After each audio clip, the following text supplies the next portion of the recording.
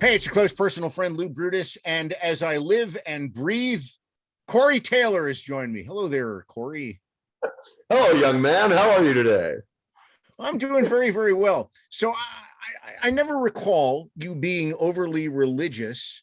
However, I would be keen to know, and I'll explain why in just a moment. Oh Is boy. there a patron saint for Slipknot? And if there is a patron saint for Slipknot, which saint would it be? Oh Christ. I mean, I'd have to make one up. Let's put it that way. Okay. It certainly wouldn't be Christopher because nobody knows where we're going. I mean, it's maybe Saint Peter just because they hung him upside down. I don't know. Well, the reason I ask is I don't know how you guys arranged it, but the fact that you got through the entire Knotfest summer tour and didn't have to cancel anything, that seemed like divine fucking intervention to me. But I think we were the only big tour that didn't have to pull out of some dates. You know what it was? And I've been telling everybody this. I've been telling Nikki, I've been telling everybody who's got massive tours coming up. It's because just when we thought we weren't being strict enough, we made it even more strict.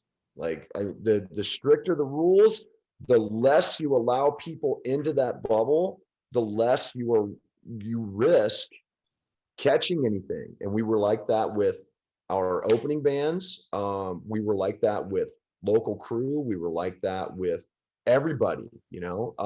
It sucked because some of our bands wanted to do off shows and go out and do stuff like off the reservation, but we couldn't let that happen because God knows what would happen in those situations. I mean, I caught it from a club show. I mean, they're going out to do club shows and stuff on the side. That's probably how it was going to happen. So we had to kind of shut that down, and we had almost like two levels of defense between local crew and us. Everybody got tested every day. Everybody had to, either have a vax card or test negative. I mean, it was we laid it on so thick that we were able to stay on the road. We didn't get to see any friends. We didn't get to see any family, but we got to do our job, and that's I think one of the reasons why we got to stay out, and I think that's one of the reasons why a lot of bands are pulling out, because you take away a lot of the reasons to be out there, which is sometimes to see friends, to see family that you haven't seen in a while. It's literally the only reason you're out there is to play the show. And it's tough, man. There's a lot of lonely hours not doing this. So, but we did pull it off, man. And the fans were happy that we were able to make it happen, and we got through it. And it proves that if you stick to your guns, you can make it happen. now, when it's come to new music and getting that done, tell me what protocols have been and how things have gotten done, and in fact where you're at on everything new. I mean, it's when we started first putting the new music together, it was a lot of flying around, people doing it in certain spots, and trying to get the best out of it, even though we were in the confines of lockdowns and stuff, so it was tricky. But we had a great producer with Joe Parisi, and he knows how to get the best out of pretty much any band that he's ever worked with. He's super rad and loves what we do, which sometimes that's all you need, is just somebody going, we're gonna do this, and so it was, he would come into town so I could do the vocals. He would fly out and get the guys together to do to do the guitars and stuff, get them together with Jay while the drums were going on. We were able to really kind of pull off something crazy, and now I'd say we're about 90% away from the album being finished. And it's really good. I'm really, really stoked on it. I actually like this one more than I like We Are Not Your Kind, and I loved We Are Not Your Kind. So I'm really stoked on this. This isn't really specific to any new music coming out. It's really just a general question comment about all Slipknot albums, but how do you keep them all from turning into a massive shit? And I'm not trying to be a wise guy saying that, but you've got 9 guys making noise. It would be very easy for that to turn into just a bunch of shit. I've always been fascinated when people could have very large scale groups. Another one I would compare it to would be Bruce Springsteen and the E Street Band, who has even more people up there, and it still has a coherent sound. I mean, how are you guys able to do that? I think a lot of it comes from the fact that we know how to find the pocket musically for the most part. And we also know that when the time comes, everybody gets to shine in the song, in the music, you know, and that allows us the patience to go, you know what? We don't all need to be the leader when it comes to this song. We don't all need to be the one who stands out. We only want what's best for the song, what's best for the music. And we've always been like that, you know, and it's been great to be able to evolve like that and obviously take us into different musical territory, and also allow the band to be who it is, which is a metal band. You know, sometimes we can skew a lot more pop or a lot more electronic or a lot more hip hop, but it always comes back to that metal purview. And because of that, we start with that foundation and we stack on top. And if it gets to be too much, we can dial it back. We've always known when to dial it back, when too much is too much. And it's just a matter of not risking the song for our own egos. How has I don't know the word I'm looking for, dichotomy? How has the songwriting process been lately? Because it's changed a lot depending on, you know, there are folks who used to write primarily in the band who are no longer with us. And you know, new people have come along. How are songs getting written now, at least for this run through? Well, I think that's the greatest misconception. People think that, you know, Joey and Paul wrote all the music. Couldn't be further from the truth. Like, everybody writes, you know. Joe and Paul were the ones that would get stuff going, but it would always change from their demo to the main meat of what the song would actually become. So from that standpoint, we've still got writers like Jim. We've still got writers like Mick. You know, we've still got writers like Clown. Clown has written a lot of stuff over the years. And he's, you know, and the people have just never gotten, you know, a lot of the credit that they're due, I guess. You know, I mean, I've you know, written stuff for this band from time to time when I get the bug to write something super heavy, you know, then they take it and make it better. They always make it better, you know? So from that standpoint, it's not really any different than the way it's been in the past, you know? Obviously the music sounds different because Paul's voice isn't there, Joey's voice isn't there. And yet we still are able to write in a way that sounds very Slipknot, you know? And that's because it would always go through the Slipknot filter. No matter what demo we wrote, it would always go through the Slipknot filter and become a Slipknot song.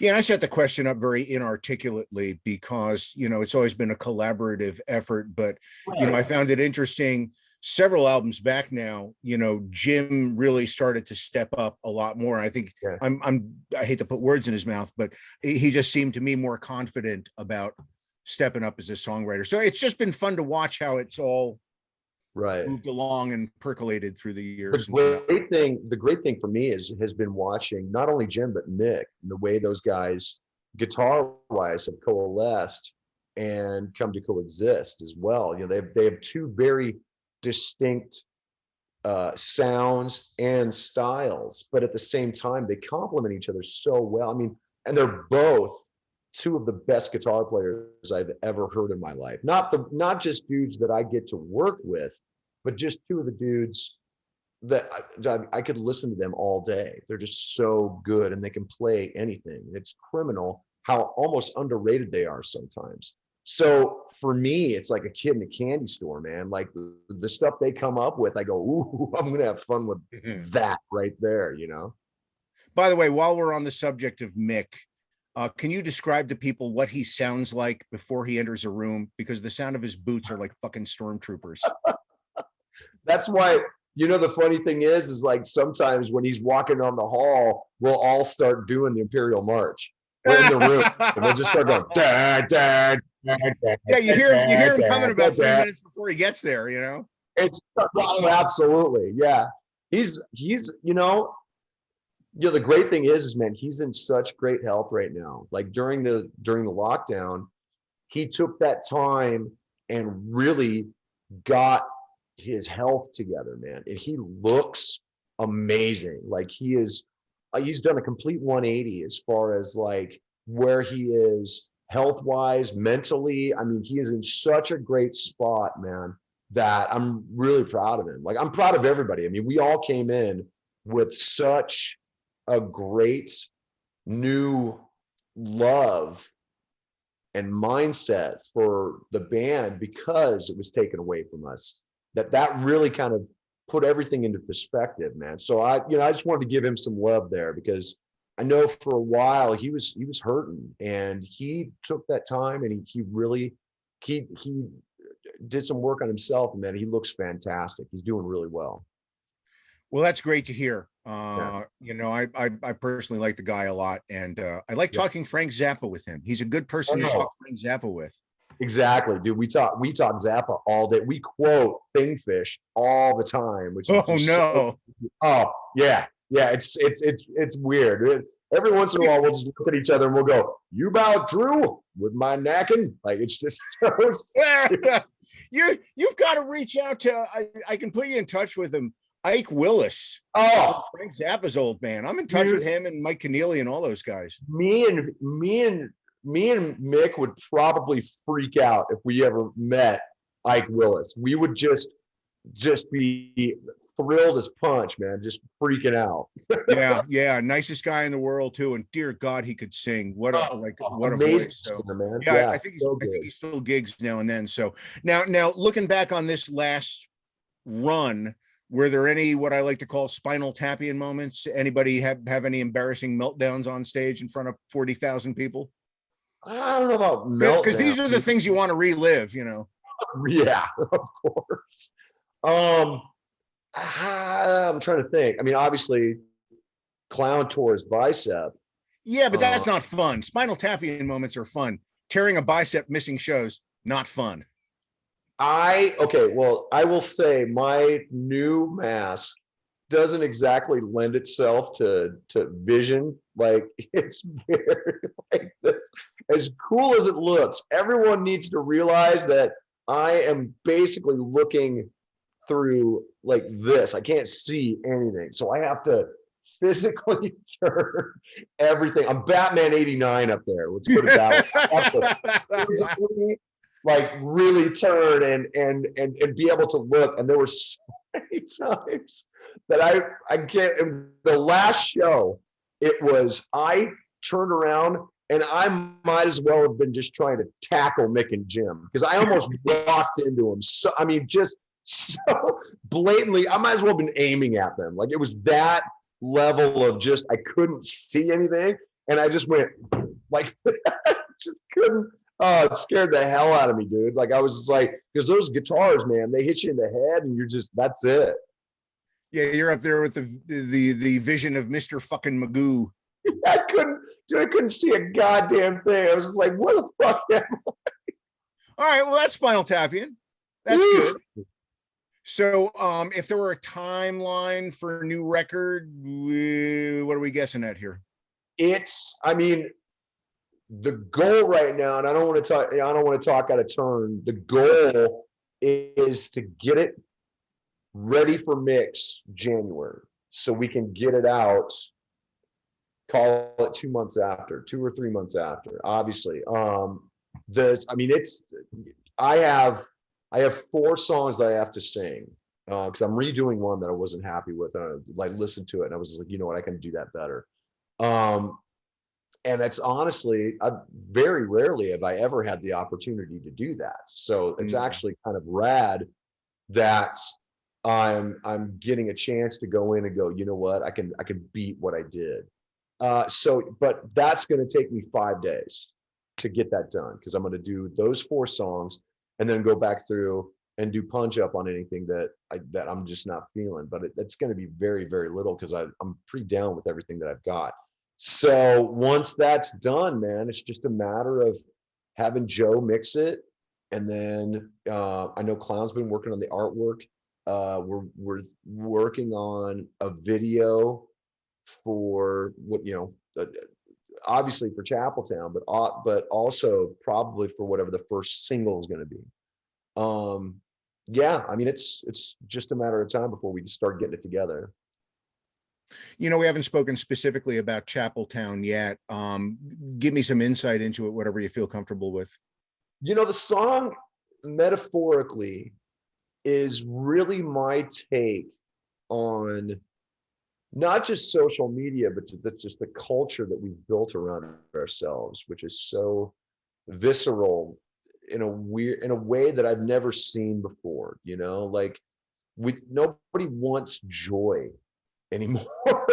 Nobody has any time for good news anymore. Like it's almost like the better the news, the less views you get, the less clicks you get or likes or I mean it's which is really sad, man. And I don't know what culturally, I don't know why it's like that. I don't know if it's because of social media or if it's just been just kind of that way forever. Obviously bad news sells, but it was also balanced out by good news. And it just doesn't seem like anybody wants to engage in good news anymore. So the Chapeltown Rag to me was the newspaper that we would all have in this day and age that kind of deals with our fascination with Schadenfreude, our fascination with obviously the murder culture, serial killers, and like those documentaries which I'm just as fucking guilty of. It's funny you say that. Like my family loves watching all of these shows, tracking a killer or marking and I'm like, that's not fucking entertainment to me. That's like I can just turn on the news and be informed. I'm sorry, I didn't mean to interrupt, but no, you're absolutely right. I mean, there's something, I don't know what it is, but I mean, obviously that's nothing new though. I mean, we've been fascinated with that side of crime ever since we started giving them nicknames. I mean, you only nickname something that you have fond memories of, which is kind of sick when you think about it. So for me, the Chapeltown Rag is obviously, the rag is also a dance, but it's also, slang for newspaper, magazine, whatever. So that's kind of what I was kind of boiling down the culture to, is the chase for bad news, so we can all either virtue signal or descend on people almost like a mob, or dogpile anybody who doesn't think the same way. I mean, it's just a little, it's just kind of taking shots at everybody on both sides, on every side, because it's not even both sides anymore. It's so three-dimensional that there is no one or two sides. It's you're constantly spinning around trying to get a bead on politically, culturally, emotionally, like psychologically what's going on, and you find yourself on this kind of psychotic pinwheel, and that's kind of what the song is about. It's just everybody, just standing there going, who's right, who's wrong, what makes sense, what doesn't make sense, like why can't I relate to this world, and yet I understand everything that's going on, and that's kind of what the song is about in essence. There was one line that stuck with me, but for a very weird reason, I don't even know if I should bring it up, but when everything is God online, nothing is. And Yeah. it reminded me, there's no connection to it, but it reminded me of a line from a film. Should I tell you what it is? Yeah, please do. I believe the line is, when everyone is super, no one is. And it's Okay. Syndrome from From, the Incredibles. Incredibles, yeah. Yeah. There's no inflection like it or anything. And I just, second or third line in, I'm like, that reminds you. No, it can't be, but yeah. Right.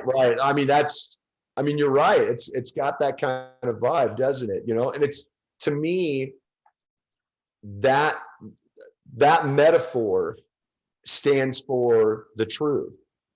Because there used to be a very concrete, very straightforward way of knowing what was going on, because there was the truth, there was fact, there were things that we could cling to.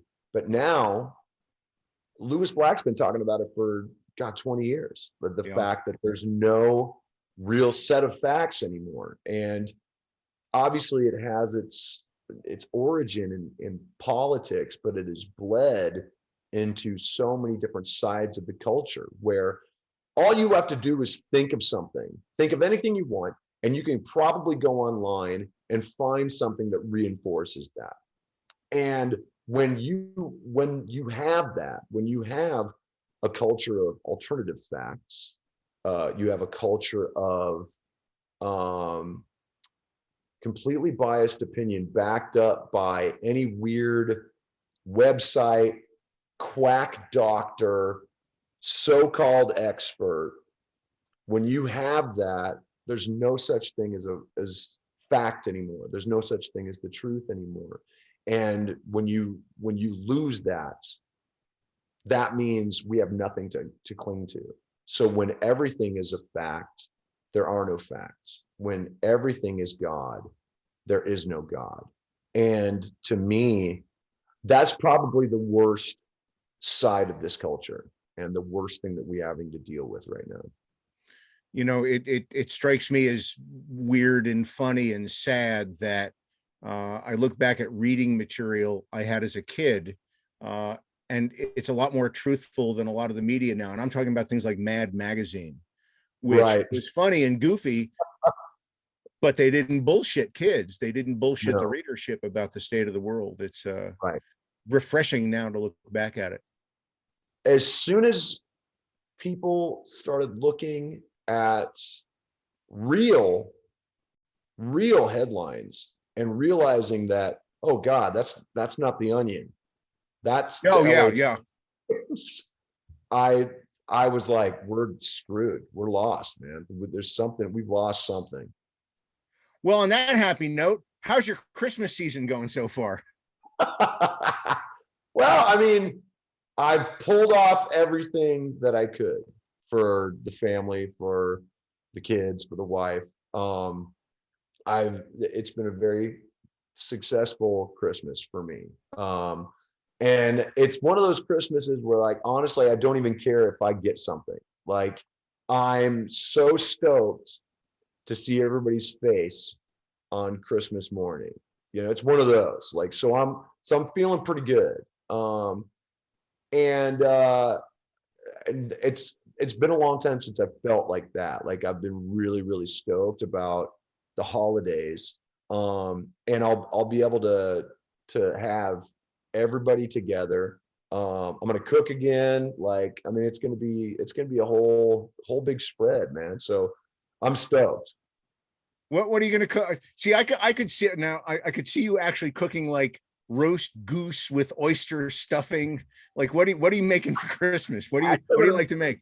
I do a really good turkey, man. I did turkey for Thanksgiving and killed it. So I'm gonna do, and everybody liked it so much that I'm gonna do it again for Christmas. And in addition to the family, we also have friends coming over who aren't going to be able to spend time with their families. So we're almost like the island of misfit toys, just kind of collecting.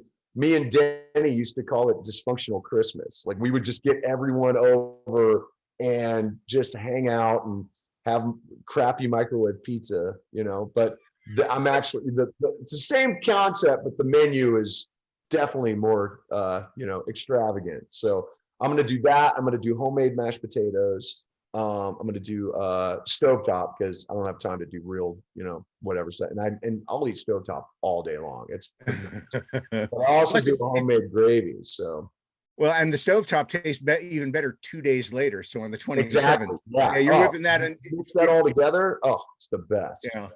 And by the way, what's your turkey secret? Because my wife, the lovely Mrs. Brutus, makes the best turkey there is. And the secret was years ago.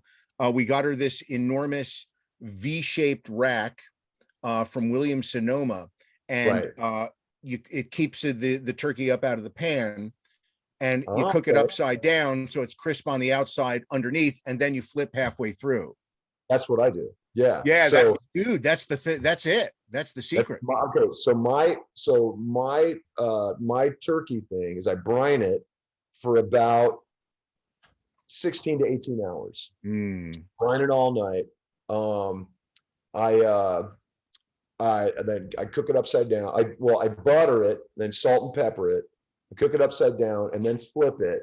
And then, but for the last 2 hours, I open it up so it really crisps the skin and whatnot, and it kills, dude. It's so good. I can't wait to promote this for the show. We had Corey Taylor online. Did you talk about a new record? Well, we talked about turkey basting. We talked about turkey. Yeah. He's got a turkey recipe. Yeah. Like, turkey basting, is that like some new metal thing? And I'm like, no, seriously, we were talking about turkey basting. You know? And by the way, your Christmas song, it's really become like a perennial. Are you surprised? No, I am, but I'm kind of stoked on it, you know, like that. It makes me happy because, I mean, to me, it's just such a great nod to all the people that I had to spend Christmas with years ago that just hated Christmas. And they're hanging out with me, who, like, if I could give presents to everybody, I would, you know, like, but they're just sitting around my table, just bitching.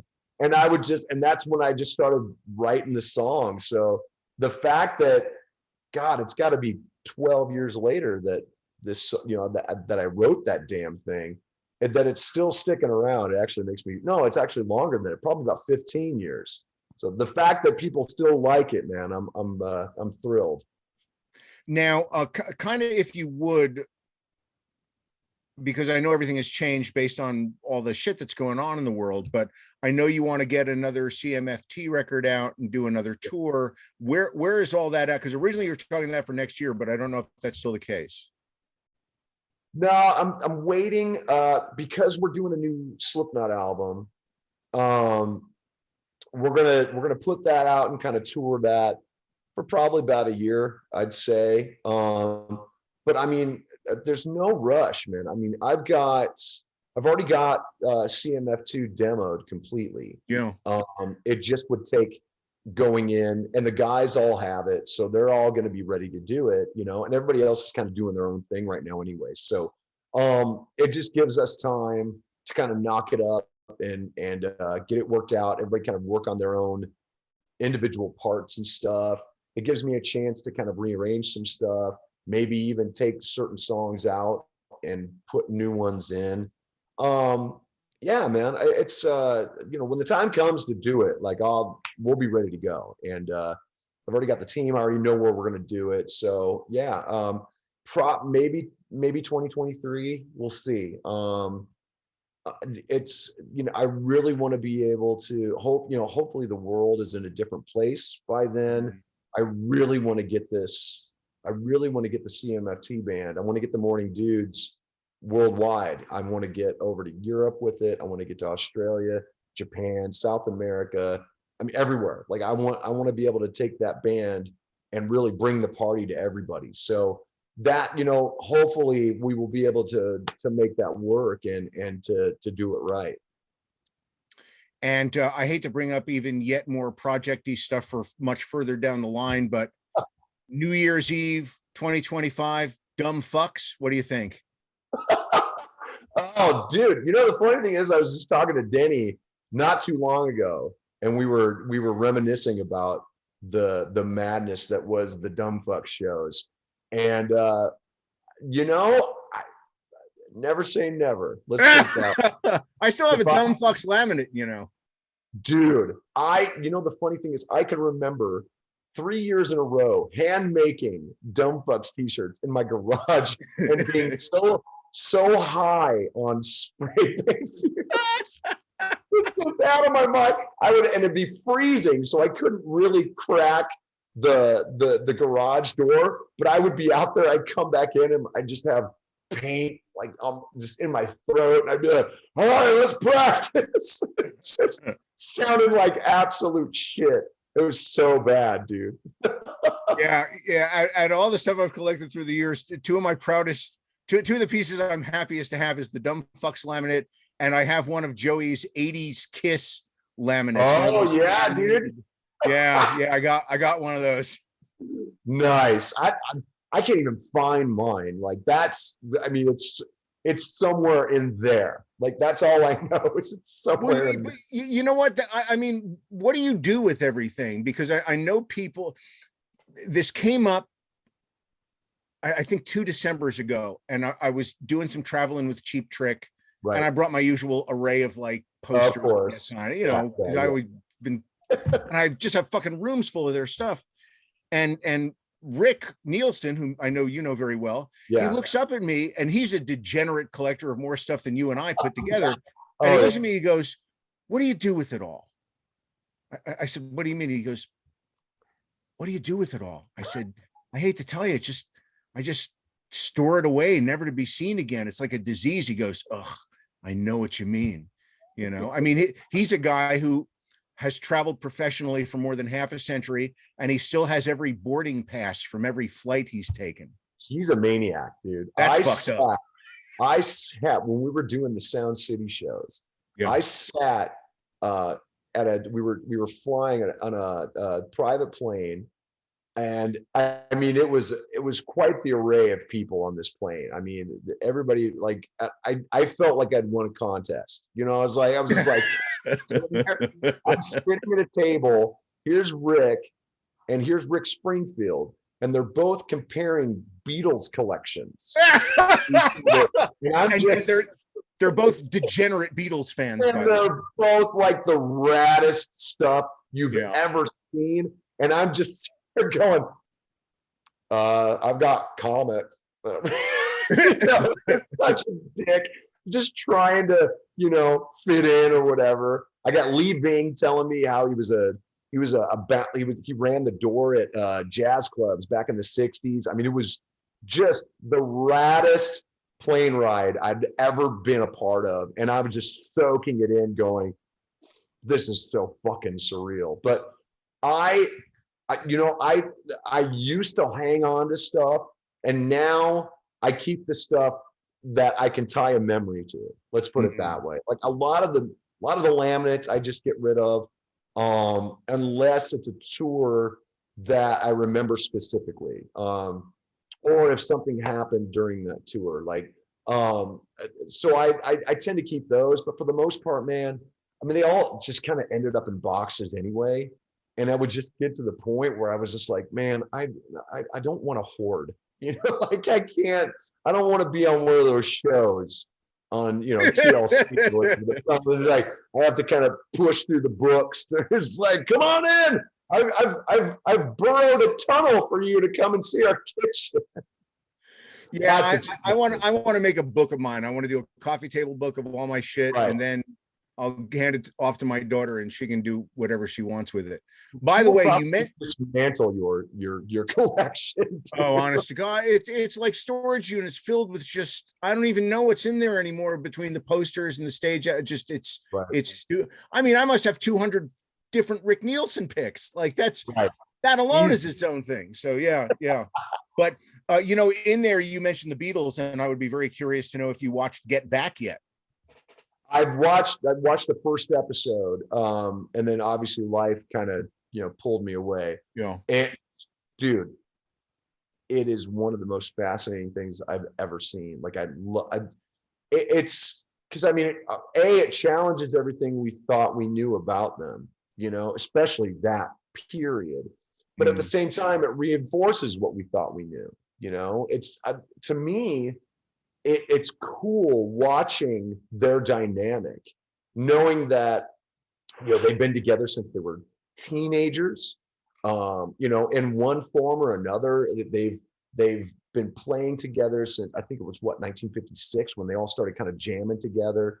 And to watch like that all kind of unfold, and to see being in a band with people for multiple years, I understand how a dynamic works. So I can watch that with a certain savvy about how that plays out, like dynamic wise, emotionally, knowing that, like, especially from George's point of view, he was such a great writer, but then you get in a circle and you've got John Lennon and Paul McCartney. It's like, where do you fit, So watching him fight with that and try to, kind of find his voice and find how he fits in with that whole thing, it's fascinating. And knowing how that feels, especially in Slipknot, not so much in Stone Sour, but in Slipknot, I could relate to that in so many different ways. And then watching them get stoked when something would pop, you know what I'm saying? Especially watching Paul figure out Get Back, and watching that happen was so cool, dude, because I've done it. I've sat there and just twisted on a riff until the melody line comes to mind, and just playing it and exhausting every avenue. If you want to know how to write a song, there's your blueprint right there. It's just that easy. Yeah, the two takeaways I got, I've watched all 8 or 9 hours, whatever it is. I'm going to go back again this weekend and do it all. But one is, if you truly want to understand how hard it can be writing songs, even for the Beatles, watch the show. The second takeaway was, man, those guys smoked a lot of cigarettes. A lot of, dude. I mean, they're smoking them Dunhill Reds too. Like when he stuck it on the end of the guitar string, I was like, I never even thought of that. Crap. Oh yeah, I don't smoke anymore, but I was like, oh, that's pretty smart. There's where we end it. I appreciate your time. I hope you have a great holiday season, and I hope I see you in the flesh sometime next year. But stay healthy. Yeah, man. Yeah, you too. Give my best to the family, and we'll talk soon, brother.